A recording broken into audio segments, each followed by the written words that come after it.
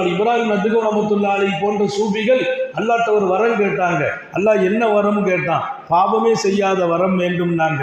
அல்லாஹ் சொன்ன அதை நான் யாருக்கும் கொடுக்கறது இல்லை, அதனால கொடுக்கறது இல்லை. பாவமே செய்யாத வரத்தை யாருக்கும் கொடுப்பதில்லை.